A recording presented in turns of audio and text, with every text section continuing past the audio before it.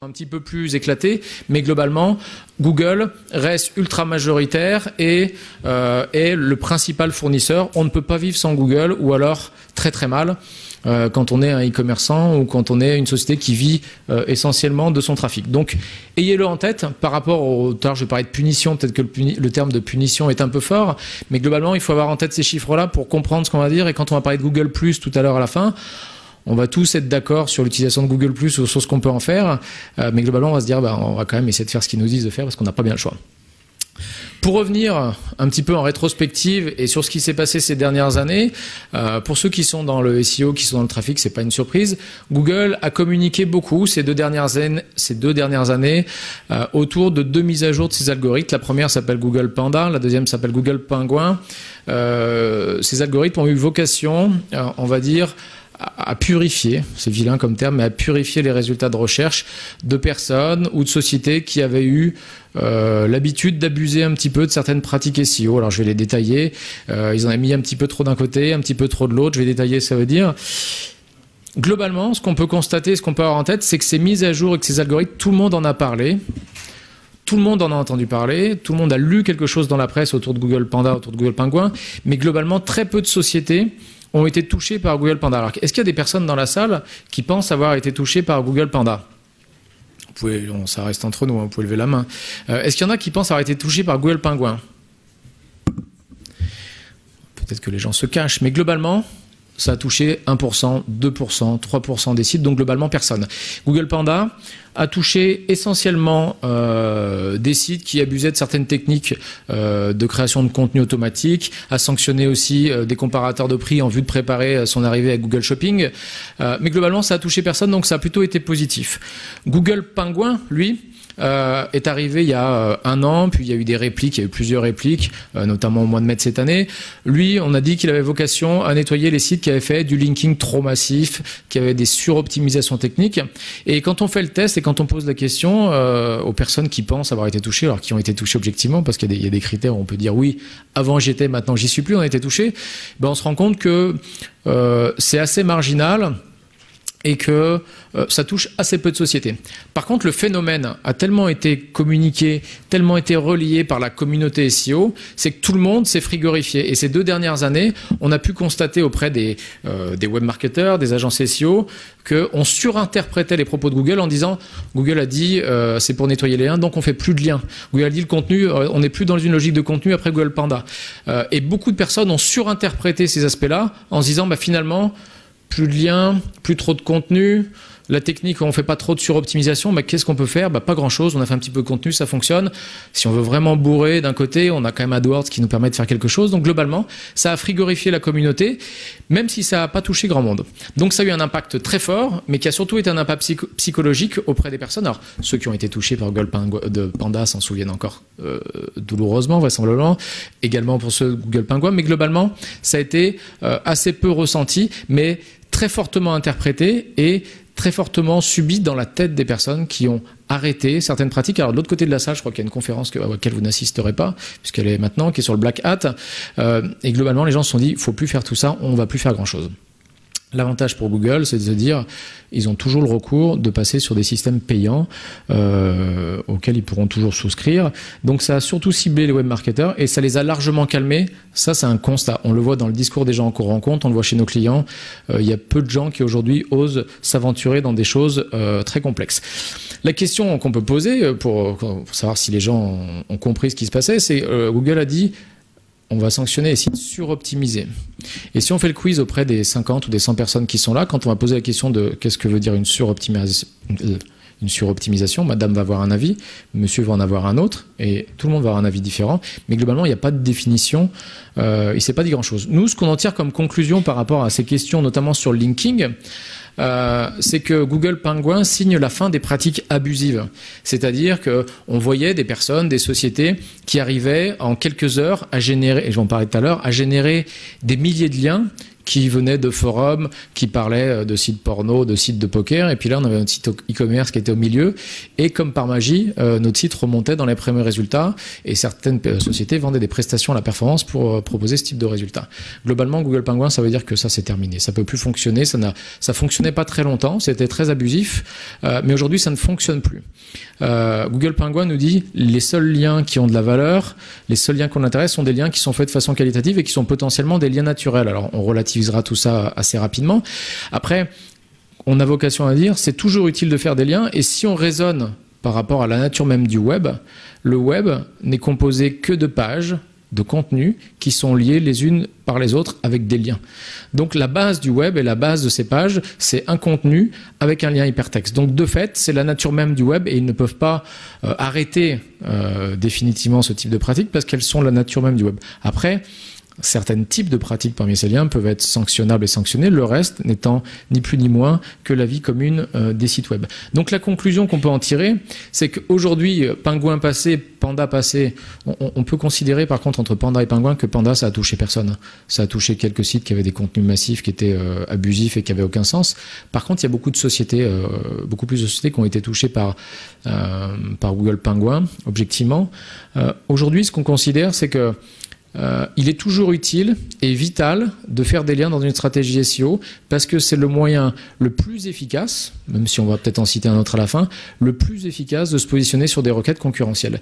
Si vous êtes dans un domaine concurrentiel du e-commerce, votre contenu est une base. Si vous n'avez pas de contenu, vous ne pourrez pas être référencé. C'est une évidence et tout le monde le sait. Votre structure technique, la structure technique de votre site doit être optimisée. Alors quand on parle des plateformes open source, on peut parler de Magento, de PrestaShop. Aujourd'hui, ces outils ne posent pas de problèmes fondamentaux par rapport à l'optimisation technique. Donc ça, c'est acquis. Le contenu est un acquis. Alors quand on pense contenu, on pense texte, on pense image, on peut penser vidéo, on peut penser avis d'internautes. Ces choses sont des évidences. La technique, c'est une évidence aussi. Toutes les agences vous diront, à tort ou à raison, qu'elles ont des outils qui sont optimisés pour le référencement. Ce qui va faire la différence aujourd'hui, ce sont les liens qui vont être produits à votre site web et la façon dont ils vont indiquer à Google que votre site a de l'intérêt. Par contre, ce que je disais par rapport à Penguin, c'est que uniquement certains types de liens peuvent avoir un impact. Et quels sont les meilleurs liens qui peuvent optimiser ces positions dans les moteurs de recherche? On a classé les liens en fonction de deux types. De typologie d'informations. On a d'une part des liens qui sont dans des contenus homogènes. J'ai un blog qui parle de l'entretien des orchidées. Sur une première page, j'ai comment rempoter mon orchidée. Sur la deuxième, j'ai comment la tailler, quelle orchidée choisir. Ça, c'est un contenu homogène. Ensuite, j'ai un contenu hétérogène. J'ai un site de communiqué de presse qui présente la dernière voiture électrique. Et puis, la page suivante, j'ai comment retrouver ses cheveux après 40 ans. Donc, on a des contenus... C'est pas marrant. Hein. J'ai des contenus qui... Ça fait sourire madame, mais j'ai des contenus qui sont strictement hétérogène et à chaque page un contenu différent. Contenu homogène, contenu hétérogène. Et ensuite le lien qu'on va produire, ce fameux lien qui va nous permettre de passer d'une page à une autre, il va être soit intégré dans mon contenu, sur un mot, sur une phrase, soit dissocié du contenu. Intégré dans un contenu, ça va être dans un article de blog en disant il y a un nouveau site qui parle de tel sujet, cliquez ici pour voir le www.monsite.fr. Dissocié du contenu, ça va être l'annuaire qui présente le site et dessous, il va y avoir un lien dissocié dans une zone qui va être différente. Les meilleurs liens, c'est historique, et ceux qui ont le plus d'intérêt en termes de référencement et de SEO sont des liens qui sont dans un contenu plutôt homogène et qui sont plutôt intégrés dans le contenu. Donc ça revient à dire que ce que dit Google, après je vais répéter, c'est que si vous avez un bon contenu, naturellement les gens feront des liens vers votre site web et ça fera remonter votre site naturellement. Link baiting, on va parler tout à l'heure d'IVG, vous verrez que ça peut fonctionner dans certains cas, mais ça demande des moyens de communication par ailleurs qui sont extrêmement importants. Ensuite, on a tout ce qui va être article dans des blogs, mon fameux blog sur les orchidées, je vais dire tiens, tu as un article fabuleux, moi je vends des orchidées, est-ce que tu veux faire un lien? Les gens mettent des liens au sein des articles, ça c'est une bonne façon de faire des liens, et c'est très homogène, et c'est très cohérent par rapport à la thématique de mon site et à la thématique de mon contenu. À l'opposé, un lien qui est isolé du contenu dans un contenu hétérogène, site de communiqué de presse, c'est des choses qu'il faut essayer d'éviter. Quand on parle site de communiqué de presse, souvent on pense à sites qui permettent de diffuser des informations qui ont été dupliquées à la va-vite. C'est plutôt le type de lieu qu'il faut éviter pour faire des liens. Donc aujourd'hui, on peut considérer que le lien est le moyen le plus agressif de positionner son site dans les moteurs de recherche sur des requêtes très concurrentielles. Je vais vous donner une preuve juste après. Mais par contre, les liens doivent être plutôt par ici que là. Alors après, on peut avoir des liens qui sont tout à fait hétérogènes, c'est-à-dire qu'on peut tout à fait avoir des bons liens et des moyens liens. Ce que je dis, c'est que tout ça doit être à l'image du web. Vous ne pouvez pas avoir que des bons liens dans votre stratégie, dans votre portefeuille de liens, vous pouvez avoir quelques annuaires, c'est pas très grave. Par contre, si votre portefeuille de liens n'est basé que sur des sites de ce genre, globalement, au mieux, ça ne fonctionnera pas. Au pire, votre site aura plutôt vocation à descendre qu'à monter. Je vous donne un exemple pour faire très rapide d'un site sur un domaine concurrentiel. Fin de deuxième page, 20e ou début de deuxième page, on va avoir une position qui est assez faible. On met en place une stratégie linking, on va avoir 10, 15, 20, 30 liens. Au bout de quelques semaines, on a un site qui est premier de la première page sur un mot-clé extrêmement concurrentiel. C'est un exemple concret d'un client. Je vais vous en donner un plus récent. La semaine dernière, le gouvernement a lancé un site qui s'appelle ivg.gouv.fr, qui est un site pour donner, je ne fais que citer, pas de propos politiques dans ce que je dis, pour donner une information neutre aux femmes sur l'IVG. Ce site a vocation à contrer des sites qui sont déjà très bien positionnés et qui sont visibles sur ces termes-là, qui sont en l'occurrence ivg.net et qui sont plutôt des sites qui sont contre l'IVG. Voilà, pour faire très simple. Ce qu'ils ont fait, c'est qu'ils ont, jeudi dernier, lancé ce site internet en disant « Nous ne dépenserons pas de sous pour faire du référencement, nous faisons appel aux citoyens qui vont eux-mêmes faire des liens pour annoncer le lancement de notre site et ça va être repris à droite à gauche et naturellement ça va fonctionner. » On est dans le cas typique de ce qu'on appelle link baiting en disant j'ai un contenu exceptionnel, j'ai un contenu d'intérêt, faites des liens vers mon site web et ce site web va remonter. Qu'est-ce qui s'est passé? C'était jeudi. Le site n'apparaissait pas dans les résultats de recherche mercredi puisqu'il n'existait pas. Dimanche soir, le site était deuxième sur le mot-clé IVG suite au message qui avait été diffusé. Alors il se trouve que c'est un site .gouv.fr, donc ça a une certaine autorité. Pourquoi ce site est monté aussi vite? Parce qu'il y a eu 1000 personnes et 1000 sites, 1100 environ, qui ont fait des liens vers ce site web. Donc on a un exemple concret de la puissance, d'un contenu et d'autre part d'un lien qui est orchestré et qui arrive de façon massive vers des sites qui ont de l'intérêt. C'est un exemple pour dire les liens ça fonctionne. Malheureusement, dans ce cadre-là, c'est qu'on a en face de ce site web une communauté, en l'occurrence ivg.net, qui est beaucoup plus organisée et en communiquant vers les journalistes en disant faites un site vers ivg.gouv, les journalistes ont dit ivg.gouv est un site pour contrer le site ivg.net et le site ivg.net en 4 jours a récupéré 3000 liens. Donc, on a affaire, c'est un petit côté politique, on a affaire à une communauté qui est surmobilisée par rapport aux pros, les antilles sont surmobilisés, et tous les articles qui parlent du site Gouv sont commentés par des gens. La référence reste ivg.net et le site a capté 3 fois plus de liens et le site ne bougera pas de sa première position malgré les efforts qui vont être envisagés, sachant que le contenu n'est pas suffisant. Donc, pour vous montrer que les liens sont extrêmement puissants, on voit qu'en 4 jours, 5 jours, on arrive à déplacer un site de nulle part à la deuxième position sur un secteur concurrentiel et que par ailleurs, l'exemple que donne Google du link baiting en disant si les internautes font des liens, naturellement, ça fonctionnera. Là, on voit que ça marche pour ici, mais ça marche aussi encore plus pour les opposants. Alors, je vais rentrer dans un paradoxe qui est celui de Google. Je change un petit peu de sujet.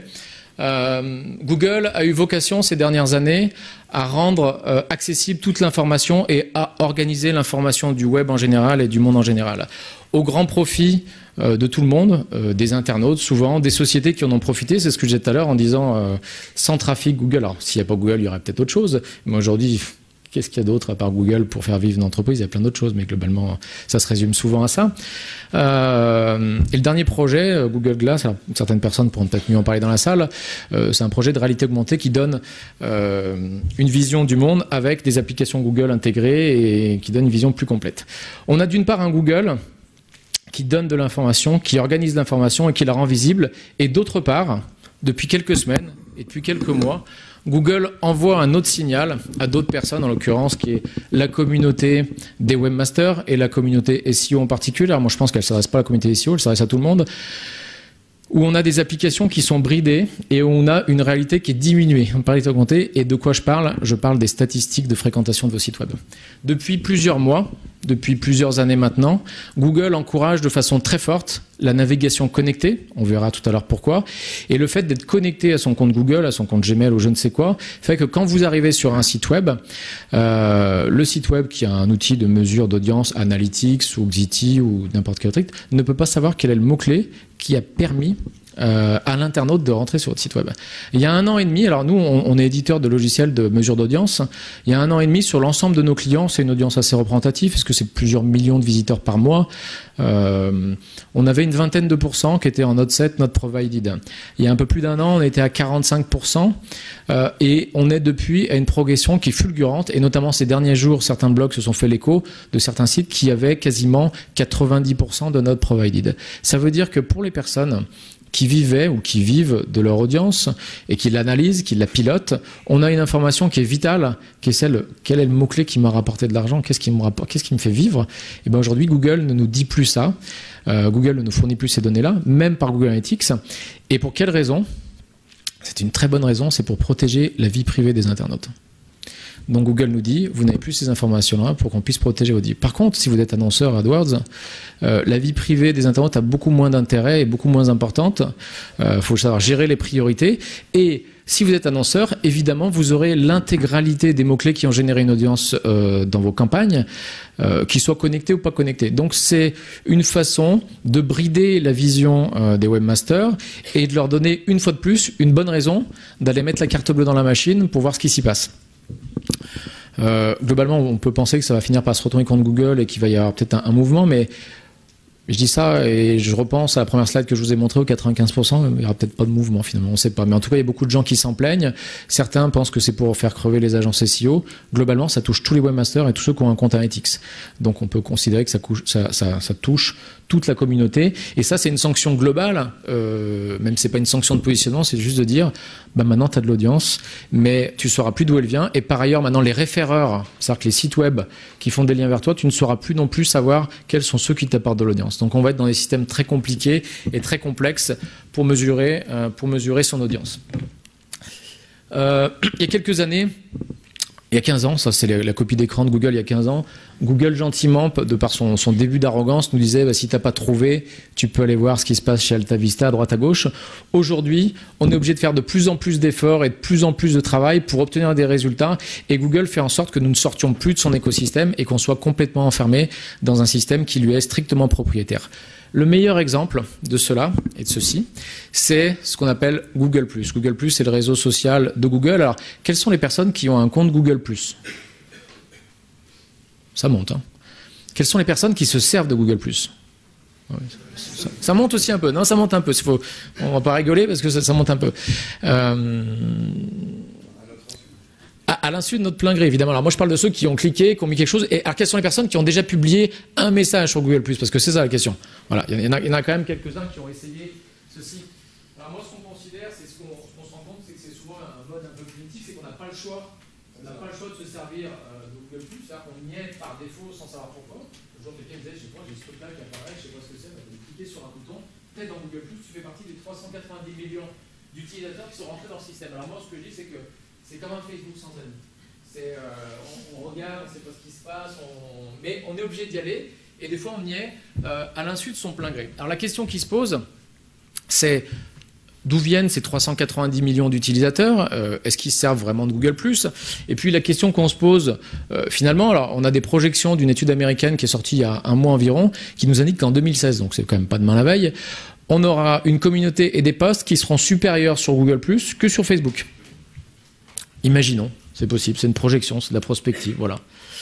Et Google nous a donné ce chiffre-là, j'ai trouvé assez intéressant, c'est Google nous montre qu'il est devenu le premier réseau social en France, devant Pinterest et devant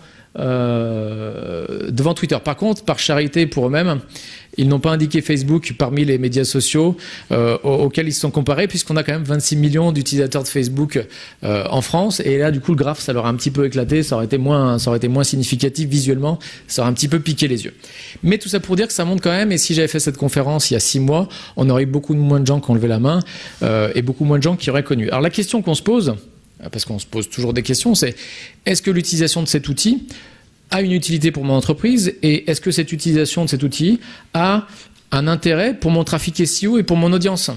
Parce que finalement, si on n'a pas d'amis sur Google+, est-ce que ça vaut le coup d'y aller? Est-ce qu'il y a quelque chose à en tirer? Et on se posait la même question sur Facebook. Et sur Facebook, on en a tiré une conclusion qui est la suivante. C'est-à-dire que on constate qu'il n'y a pas de corrélation, il n'y a pas de causalité entre le fait d'avoir une grosse communauté Facebook et d'avoir un bon référencement.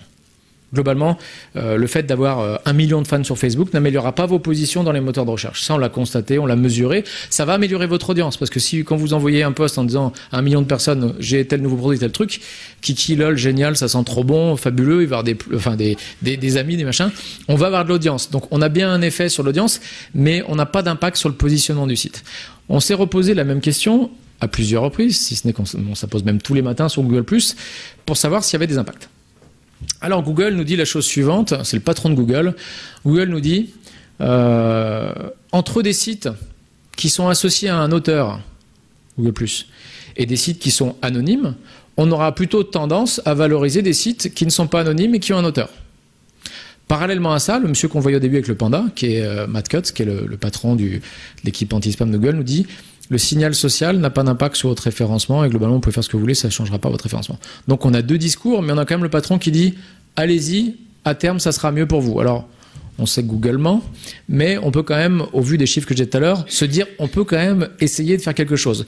Ce qu'on a fait, c'est qu'on a fait des tests divers et variés sur tous ces sujets-là et on arrive à ces conclusions-là.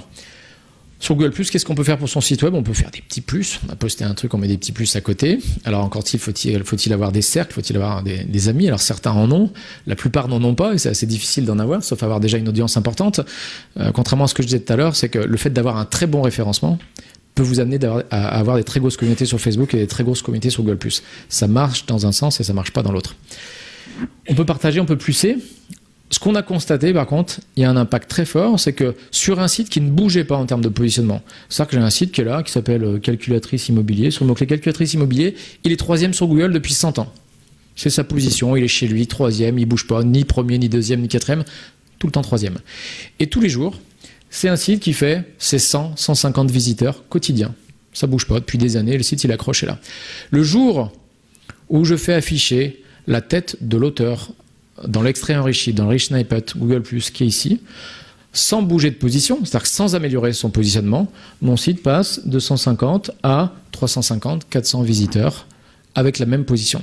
Ça veut dire que l'impact est surtout un impact visuel, et on parle de SEO CTR, c'est-à-dire que le taux de clic dans le résultat de recherche naturel est amplifié de façon très forte par l'apparition de la tête de l'auteur. Alors si c'est une femme, c'est encore fabuleux. Avec un fond de couleur, c'est encore mieux. Donc, on a un impact qui est réel. Donc là, on peut considérer que Google+ n'améliore pas le référencement de mon site. Il n'améliore pas la position de mon site, mais par contre, il améliore de façon très, très significative l'impact de mon site web. Alors là, il se trouve que je suis tout seul. Donc, c'est significatif. Quand j'ai tous les auteurs, j'ai 10 auteurs qui suivent, et ben, globalement, ça s'annule. Mais si je suis le seul, par contre, à ne pas avoir d'auteur, ben, globalement, je vais être un peu moins visible que mes concurrents.